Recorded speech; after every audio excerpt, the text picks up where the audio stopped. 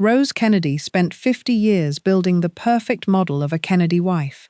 She kept her silence, managed 9 children largely alone, tolerated her husband's affairs without public complaint, and converted every private devastation into public composure. She became the template, the gold standard. The woman every Kennedy wife after her would be measured against. Then Jackie Kennedy arrived and broke every rule Rose had bled to establish. Not recklessly, not rebelliously. Jackie simply refused to disappear into the role the way Rose had. She expressed opinions Rose would never have voiced. She claimed financial protections Rose had never thought to demand. She left the family when leaving served her, and the world didn't punish her for it. The world loved her more. Here is what Rose Kennedy could never fully say. She did not merely grieve what Jackie did, she recognized it. Because Jackie had looked at the same system, the same family, the same set of rules, and had calculated that some of them were optional. Rose had spent a lifetime paying for them not to be. That was the wound. That was the resentment. And it was never really about Jackie. It was about the door, what she had to be to get in, and what she was required to surrender to stay. The Kennedy family did not simply marry women. It absorbed them. Rose Fitzgerald was the daughter of Boston's mayor, John Honey Fitzgerald. She was educated, Catholic, poised, and politically connected. When she began seeing Joseph Patrick Kennedy in the early 1910s, her father sent her to a convent school in the Netherlands. The Kennedys were too ambitious, too climbing, not the match Honey Fitz had planned. The separation failed. They married in October 1914. Rose was 23. Joe Kennedy established the terms immediately. The household ran on his schedule, his financial authority, his decisions. His extramarital relationships were not hidden. They were simply not discussed. Rose would describe their arrangement, decades later, as a partnership. He managed the money and the ambition. She managed the children and the faith. The word she chose was efficient. She was 23 when she agreed to it. Now consider Jacqueline Bouvier, who arrived at the Kennedy compound in 1953, also 23. Her family name suggested French aristocracy, though the Bouvier fortune had largely dissolved. She had attended Vassar, the Sorbonne, and George Washington University. She had worked as the inquiring camera girl for the Washington Times-Herald, a job that required her to approach strangers, ask sharp questions, and form her own observations into print. She was, in other words, a woman already accustomed to her own mind. Joseph Kennedy Sr. approved immediately. Jackie's European sophistication was an asset the family's Irish Catholic foundation didn't organically possess. Joe wanted her in. Joe got what he wanted. Rose saw what Joe's approval obscured. Jackie had not paid the entry price. She had not bent herself into the shape the family required. She had been invited in as herself, and the family had decided it wanted that version. Rose had spent 3 decades becoming what the Kennedy Project needed. Jackie arrived already being something else, something the family wanted more. The rule of entry for Rose had cost everything. For Jackie, it had cost almost nothing. That asymmetry would sit between them, unnamed for the rest of their lives. What she was required to never say, and what it cost her to say nothing. The rule of silence was never stated. It was enforced through what happened to women who broke it, and what was preserved for those who held. Rose Kennedy learned the rule through Gloria Swanson. Swanson was among Hollywood's biggest stars in the late 1920s, and, throughout that period, Joe Kennedy's companion. This was not a private arrangement. Joe brought Swanson to social events. He financed her films through FBO Pictures. In her 1980 memoir, Swanson on Swanson, Swanson described meeting Rose Kennedy on multiple occasions while the relationship was ongoing. Rose's response: she took a trip to Europe. She prayed. She told herself, and later told others, that preserving the family, the children, the faith, the name, was worth more than the truth of what the arrangement had cost her. What the silence protected: Joe's reputation, the political futures being built for sons not yet in office. What it cost, the right to her own account of her own life. She held that silence so completely that by the 1950s it was no longer a decision. It was simply who she was, the saint, the rock, the woman who had endured and emerged, publicly, without a mark. Jackie Kennedy observed the rule of silence selectively, not in the press, not at first, but inside the family, inside the compound. Jackie spoke her mind. She made clear she found Hyannisport tedious. She had no interest in what she reportedly described, according to multiple accounts, as the women's culture of volleyball and touch football and gossiping about who's sleeping with whom. She asked for, and Jack arranged, a separate life outside the compound. When she undertook the White House renovation in 1961, she was not simply restoring a historic building, she was publicly asserting that her judgment, her taste, her vision mattered. That was not how Rose had been permitted to exist. The silence Rose had maintained for 50 years looked, from where Jackie stood, optional. Rose had paid for it not to be, who she was required to protect, and what the protection destroyed. The Kennedy loyalty structure was pyramidal. Joseph Kennedy Sr. at the apex, then Jack, then the family name. The wives were at the base. Their function was not to be protected, it was to protect. The clearest measure of what Rose's loyalty cost is Rosemary. Rose's eldest daughter had developmental differences that became harder to conceal as she reached adulthood. In 1941, without fully consulting Rose, according to Lawrence Lima's The Kennedy Women, Joe Kennedy authorized a prefrontal lobotomy for Rosemary.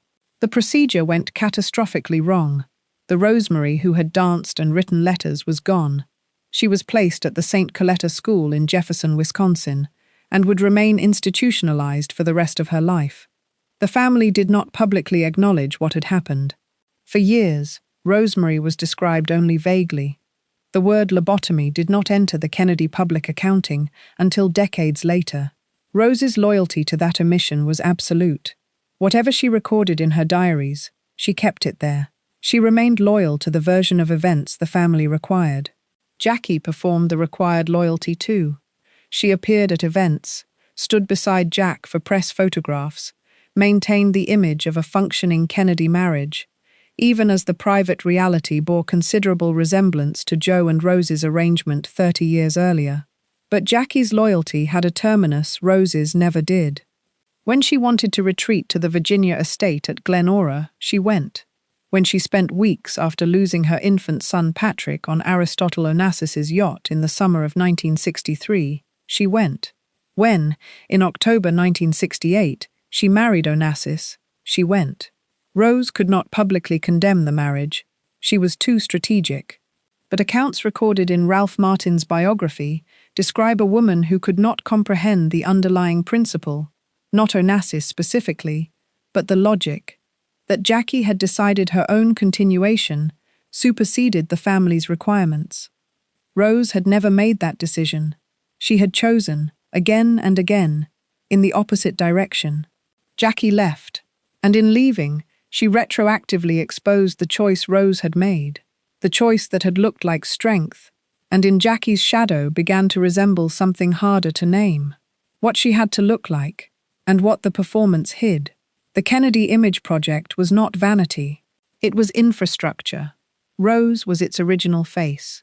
Photographs from the 1930s and 1940s show a composed, correctly positioned woman generating no friction, profiled in Catholic magazines, placed correctly in society columns, always performing the arrangement as though it were working exactly as it should.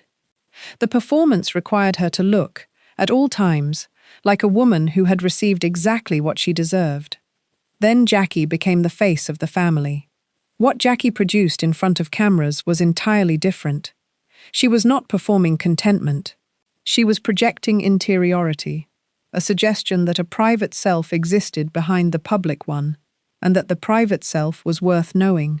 In February 1962, she walked television cameras through the White House renovation she had personally directed. 46 million Americans watched. They were not watching a Kennedy wife perform a function.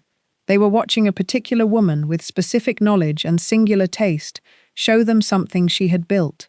Rose had spent 50 years making herself invisible as a person to be legible as a symbol. Jackie made the individual the institution. And then came Dallas. The world watched Jackie Kennedy on November 22, 1963, and recognized a woman, not a symbol, but a specific human being, in an unbearable moment, making choices that were simultaneously ceremonial and personal. The pink suit she didn't change. The decision to remain on Air Force One for the swearing-in while still wearing Jack's blood. The torchlit procession she designed herself, modeled on Lincoln's funeral. She choreographed the public mourning of her own husband while privately living through it. Rose Kennedy attended those same ceremonies, appropriately devastated, appropriately composed. Look at the photographs from those days. You are not looking at a woman. You are looking at a symbol that has been performing so long it no longer registers the performance as a choice. Before we continue, if something in this is landing differently than you expected, that's not an accident. These rules don't usually get named. Most of what you've just heard about Rose Kennedy's life was considered, at the time, simply normal, simply how things were done. If you want to keep watching women's lives examined this precisely, without the sensationalism, without the simplification, you know where the subscribe button is. These women deserve to be seen clearly. Now, the money. What she was allowed to have. What she owned and what she didn't. By the late 1920s, Joseph Kennedy Sr. had built a substantial fortune in banking, film production through FBO Pictures, and import distribution through Somerset Importers, positioned before Prohibition's repeal. By the time Roosevelt appointed him the first SEC chairman in 1934, his personal wealth was in the tens of millions. None of it was roses. This was legal architecture, not personal cruelty. Under the property laws of Rose's marriage, a wife's assets were largely subsumed into her husband's estate. What Rose had brought, her name, her connections, her labor across 9 children, had no monetary equivalent in law. What she received in return was access, to spend within limits Joe set, to maintain the houses in Hyannis Port, Palm Beach, and New York, to manage household expenditures with the precision of a woman who understood the budget was not hers to define. She was not a financial partner. She was the system's most important operating expense. Jackie Kennedy encountered the same architecture and made a different calculation. She understood the arrangement might not last. After Dallas, she negotiated explicitly a widow's pension, Secret Service protection, office expense allowances. She protected what she was owed.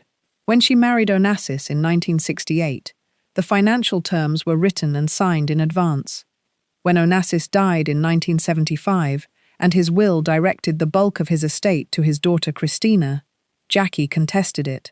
The settlement, approximately $26 million. Rose had survived 60 years inside Joe's financial control, the most essential person in the family's operation, owning almost none of what it produced. What Rose had accepted as the condition of marriage, Jackie had identified as a set of terms a woman with bargaining power could renegotiate. That recognition may have been the most quietly revolutionary thing about Jackie Kennedy. What she owed her children, and what the children knew. Rose Kennedy kept index cards on her children, 1 card per child. Measurements, illnesses, vaccinations, developmental milestones, a cross-reference system for managing 9 human beings, because she was managing them largely alone, and 9 was too many to hold in memory, without structure. There is something in the card file that is both admirable and quietly devastating. It describes a woman who had converted an unmanageable reality into a system she could control, because control over the cards was the only control she reliably had. The Kennedy family required Rose to produce sons who were capable, Catholic, and politically viable. Joe Jr. first, then Jack, then Bobby and Ted. Rose's maternal labor was the manufacturing infrastructure for that plan. She executed it. She was not a partner in the design. Her relationships with her adult children reflected the distance that decades of management creates. The Kennedy sons revered her publicly, but the relationships were often formally affectionate rather than intimate. She had managed them. They had been managed. The distance between those positions is not easy to close. Jackie's approach to motherhood was antithetical. She refused the family's claim on Caroline and John as instruments of the Kennedy project. She chose their schools herself. She took them to Europe when she preferred Europe to Hyannisport. After Dallas, she moved to New York. The apartment at 1040 Fifth Avenue was not simply a home, it was a perimeter, placing her children at a deliberate remove from the institutional machinery she felt had already taken enough. Rose had raised her children for the family. Jackie raised hers against the family's claim on them. The children knew the difference. John Kennedy Jr. and Caroline Kennedy, as adults, spoke of their mother with a specificity, a recognition of her as a particular person, that stood in marked contrast to the reverential, generalized tributes the Kennedy sons offered Rose. Rose was the matriarch. Jackie was their mother. Rose had spent a lifetime building the matriarch. She had perhaps wanted, more quietly, simply to be someone's mother. The cards suggest she tried, what the system did to women who tried to leave, and what it cost to stay. No Kennedy wife had divorced a Kennedy man. This was not coincidence. The financial architecture made exit catastrophic for a woman who had spent years inside the system without accumulating independent resources. The Catholic faith Rose had transmitted to her children made divorce spiritually impermissible. The social calculus was its own mechanism. To leave a Kennedy was to become the woman who had abandoned a Kennedy, a definition that closed the doors marriage had opened. The system did not need to threaten. It made exit unimaginable as anything other than ruin. Rose did not leave, not after Gloria Swanson, not after the affairs that followed. There is evidence she returned briefly to her father's house during an early marital crisis. What precipitated it is not confirmed in documentation. What is confirmed, she went back to Joe, and she stayed. What staying preserved? The children's futures, her identity, her place in American Catholic life, an identity that had fused so completely with the Kennedy project that leaving it would have required leaving herself. What staying foreclosed? Everything else.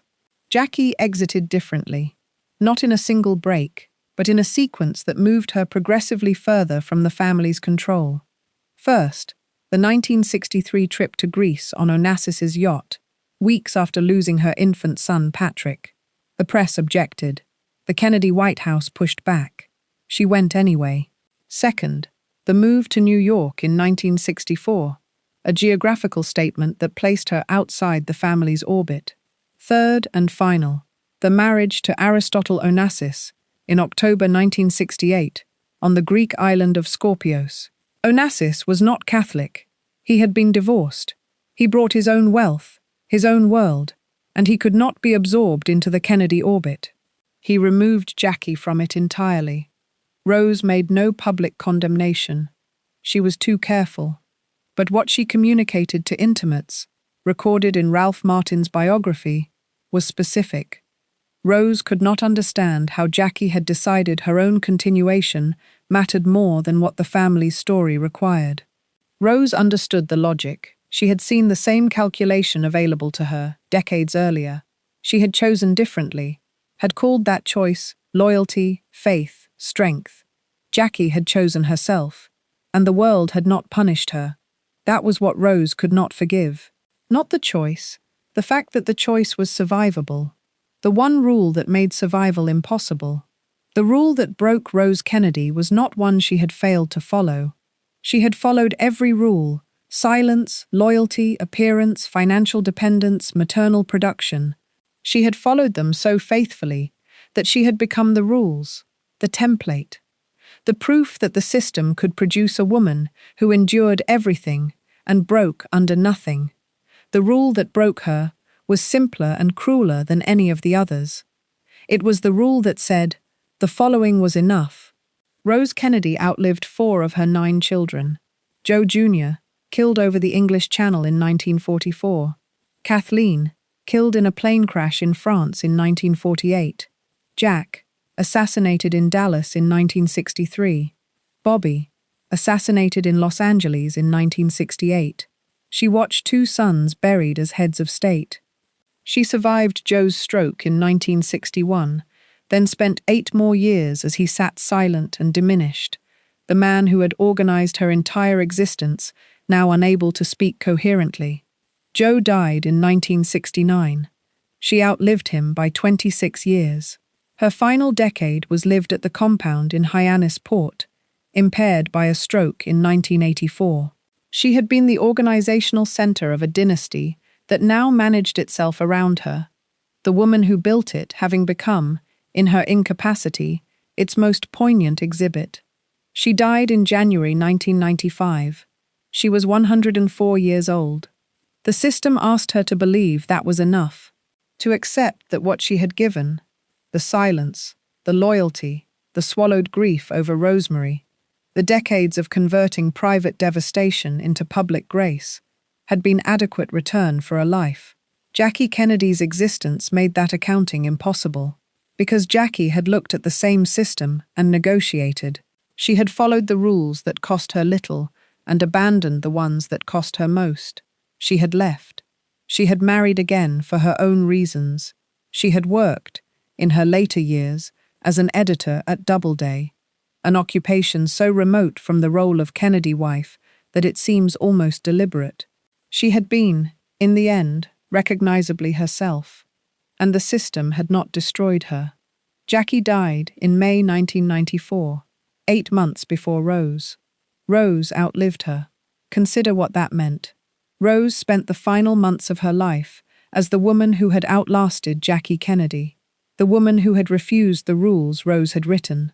And the question that could never be answered was still there, in the silence of the Hyannis Port compound. Had the full payment been necessary? Because if Jackie was right, if you could survive the Kennedy system without surrendering everything to it, then Rose's 50 years of surrender had not been a heroic choice. It had been something done to her, a cost extracted without necessity, a price paid for rules that had never required the full payment. The machinery Rose had served so faithfully had required her to believe in its necessity.